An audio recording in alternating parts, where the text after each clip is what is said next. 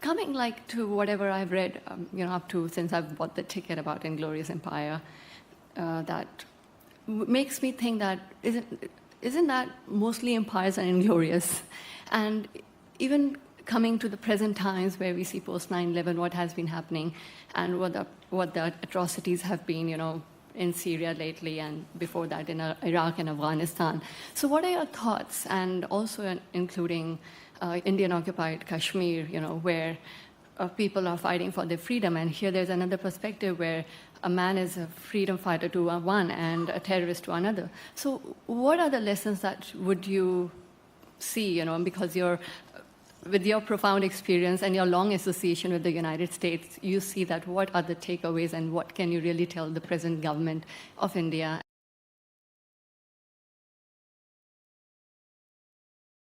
On Kashmir, it's a rather complicated story, as you know. I am not a fan of partition. I understand many Pakistanis are, because they wouldn't have a country without it, whereas I think we wouldn't have all the hostility, conflict, and wasted energies. But isn't it about, sorry to interrupt you, but isn't it about time that this should be accepted? Okay, now Pakistan is there. It's been 70 years. Yeah. And let's resolve the issues and let's talk about Kashmir. And how long will we keep on talking about Kashmir and keep this as a bone of contention? I'm not, you are. but the point is...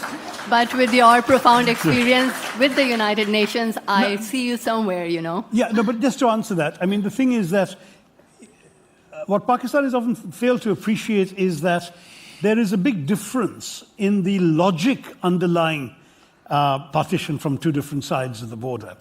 Pakistan is created as a result of one party wanting a state for people of a particular religion. Now, the Indian nationalist movement never bought into that logic. It always claimed to be a movement of every faith, every religion, every caste, every language, every color, and so on. And it never accepted the logic that because Pakistan had been created as a state for Muslims, that what remained must necessarily be a state for Hindus. In fact, the Indian nationalist movement explicitly rejected that logic.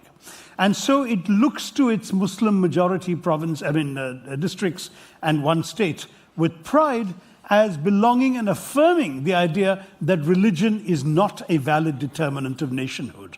Religion, frankly, the kind of logic that led to the creation of Pakistan would have been the kind of logic that would have been considered disreputable to express in India, that speaking in the name of one faith or one religion would have been seen as bigotry rather than as a national cause. So this is the fundamental problem, that there are two different logics at work. One seeing nationhood as inhering in faith, and the other seeing a large, diverse nation in which people of various backgrounds can overcome differences of caste, of creed, of color, of culture, of cuisine, of conviction, of costume, and of custom, and still rally around a consensus. And that consensus in a diverse country like India is that you don't really need to agree all the time, so long as you agree on the ground rules of how you will disagree.